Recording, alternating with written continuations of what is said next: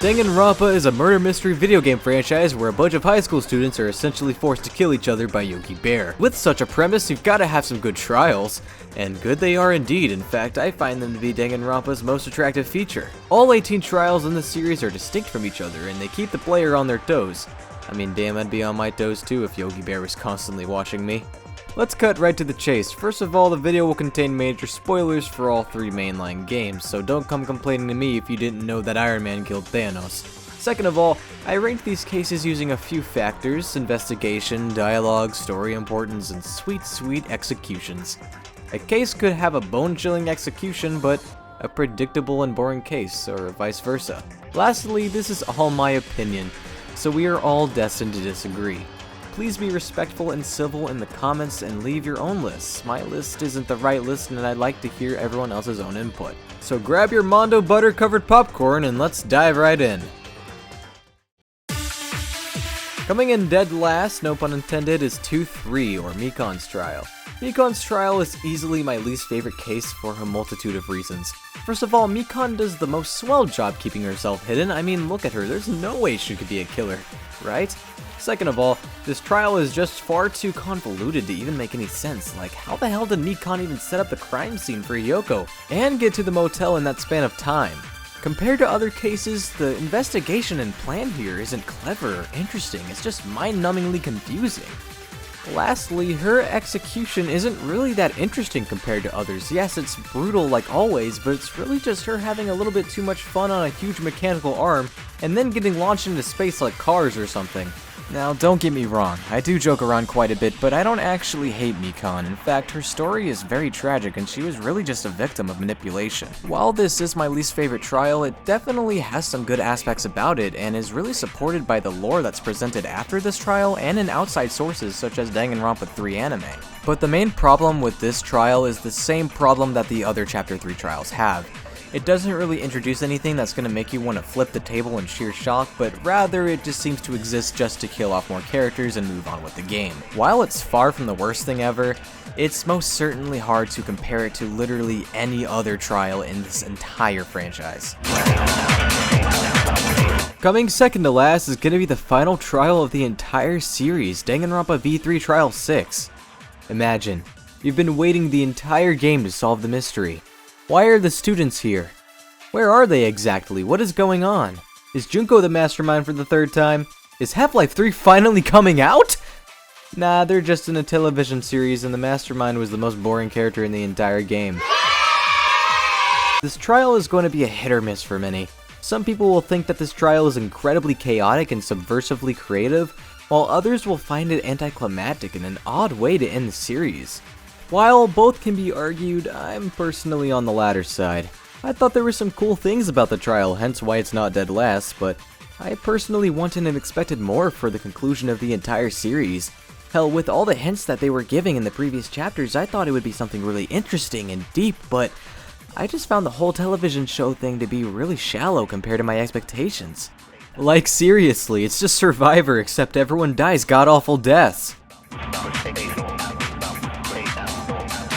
Now that we're done with the last trial of the entire series, let's go to the other side with the first trial ever, the Sayaka Leon trial. I don't really have a lot to say about this one, mainly because it's an incredibly basic one. This trial works more as a tutorial and introduction of the game's quirks and mechanics rather than an incredibly thought-provoking case. I mean, come on, Sayaka literally writes Leon's name upside down, or excuse me, 11037, my bad. This trial really only falls this low because of how easy and basic it is, and the only huge saving grace of this trial is the brutal execution. It's really the first time we see how gruesome and unsettling these executions are. Coming in 15th is the Korekiyo trial, easily one of the most chaotic trials in the entire franchise. This trial is like a car wreck that you can't look away from. It's a complete mess, but you can't keep your eyes off of it. The main reason why it's so low on the list is just because of how preposterous it is. Korekiyo could have easily gotten away with his murder had he only killed Angie, but no, he had to go to his little playground and ride on his seesaw and somehow commit homicide again. And what was his motive? Let's just say that he's probably from Alabama. Also because Tenko stole his Yu-Gi-Oh playing cards. This trial doesn't hit dead bottom because of how much of a ride it is, but it's way too silly and ridiculous for me to put it any higher.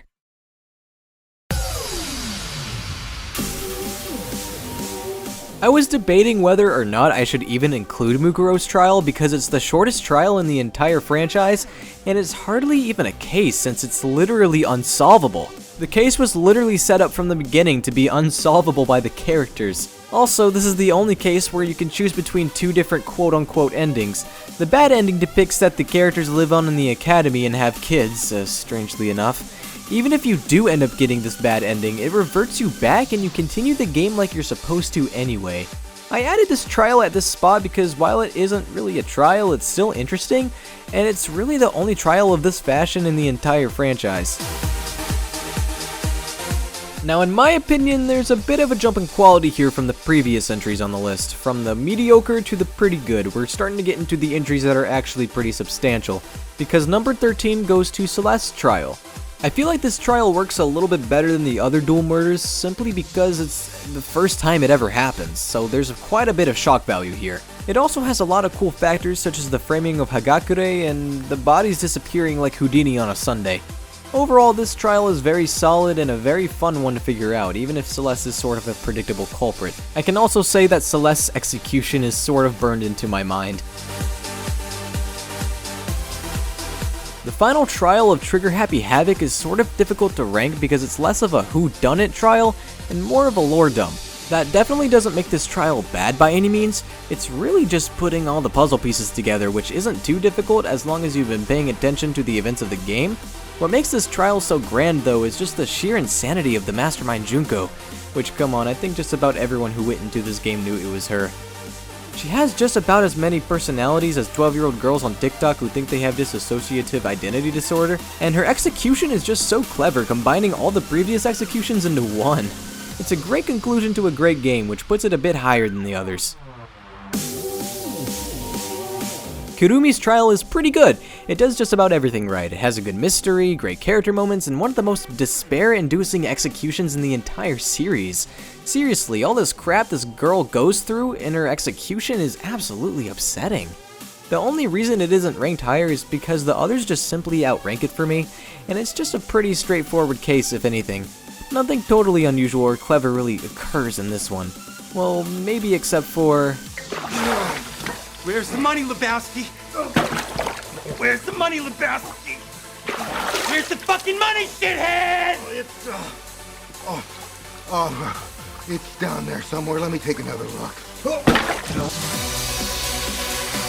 Flying into the 10th spot is the second trial of Danganronpa 2, also known as the one with the arcade game that pretty much amounted to nothing. This trial has a lot of flaws. It's one of the longest trials in the entire series for literally no reason. Some of the clues, such as the aforementioned arcade game, were spent way too long on for so little payoff. That being said, I actually still quite like this trial. While it's heavily flawed, I personally really enjoyed the killer's plan in this one. And the emotional resonance between Fuyuhiko and Tokoyama is absolutely brilliant. I can see why some people would put this trial lower on their lists, but this was one of the ones I probably enjoyed more than I was probably supposed to. It also put an end to Mahiru, who was so bland that she might as well have been a stick of celery.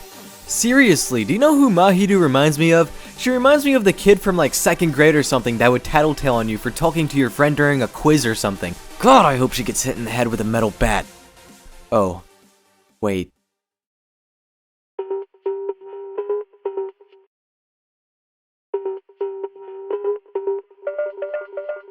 I'd say from this point forward, we've reached another quality jump, from mediocre to pretty good to now pretty amazing, which is pretty cool considering that's literally half this list. And coming on to number 9 to start this bundle of amazing trials is the first trial of Danganronpa V3. While this first trial is a bit of a step down from the second game, it's damn better than the first game, that's for sure. This trial heavily relies on the plot twist that the entire time you're actually not playing as the protagonist, but instead the killer. which admittedly shocked me and broke my heart a little bit. It also kinda made my neck hurt for some reason. With the cruel execution, a flurry of emotion, and a wonderful introduction to the game, this trial lands directly in the middle of the list. Danganronpa 2, in my opinion, has the best endgame case of all the games, sticking with a satisfying conclusion that connects the second game to the first very cunningly. This endgame trial just has so many amazing plot reveals and character moments, especially Hajime deducing the 1000-7. It was really a good time. This conclusion connected all of the pieces of the franchise's lore almost flawlessly, and honestly really excited me for the future games. Man, nothing can go wrong.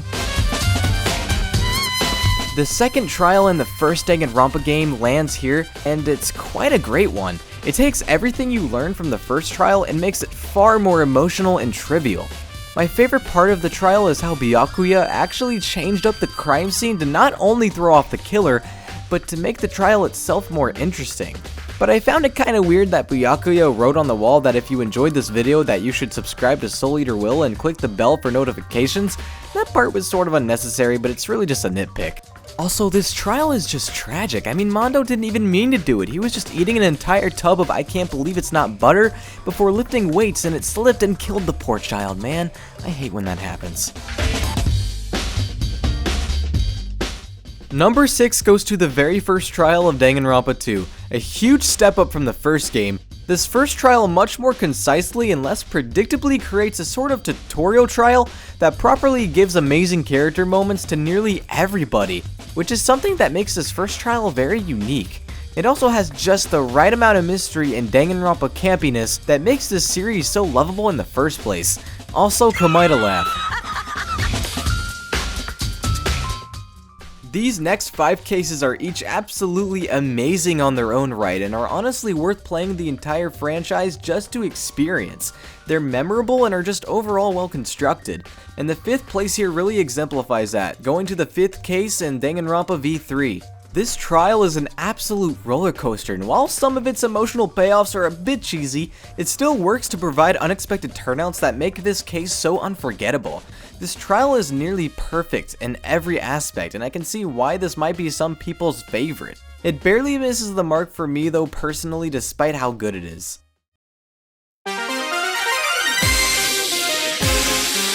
Coming in 4th place is the 4th trial of Danganronpa 2.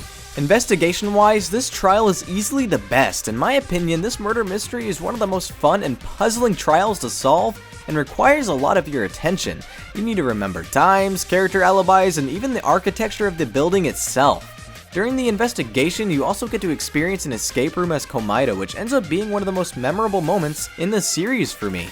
The murder motives also make sense, and the execution, as usual, does not disappoint. Poor Robbie Rotten, he just wanted to save his little divas of destruction so GeForce 2 could finally come out.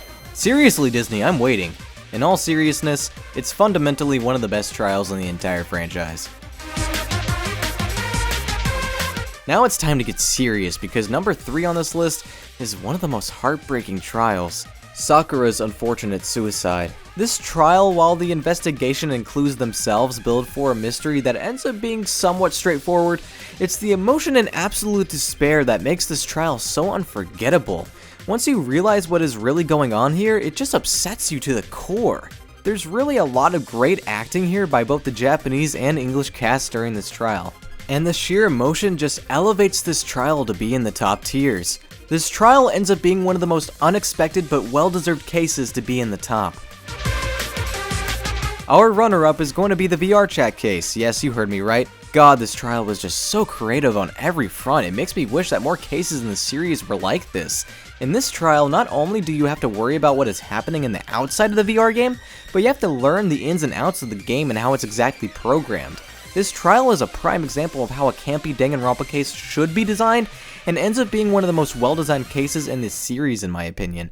Not only is this investigation and trial absolute fun to solve, but some of the character moments are some of the best ever, and also the most emotional. Seriously, this case may be one of the most frustrating and despair-inducing cases in the entire franchise when it comes to the emotional output, because I truly felt that Gonta was not even the real killer here, it was Oma. Gonta's execution is so undeservingly cruel, and it just legitimately hurt to watch. With amazing acting, a flawless investigation, and an emotional trial, this is truly one of the best, if not the best.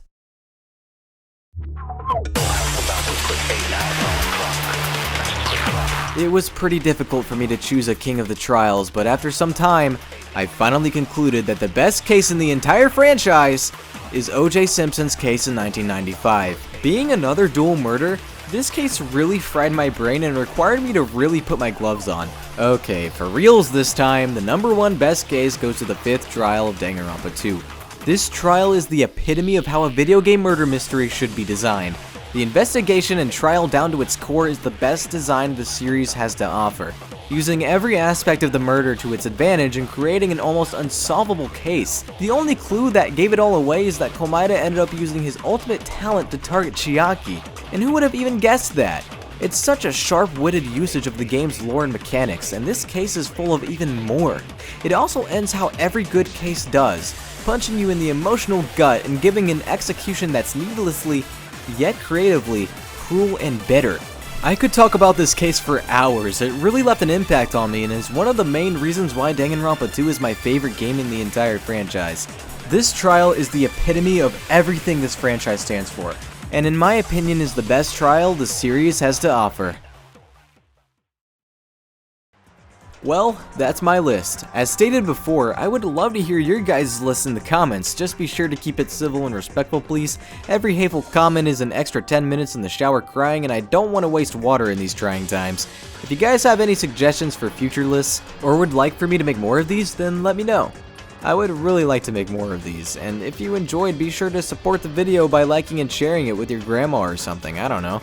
Anyways, that's all I got for you guys today. Stay safe out there, everyone.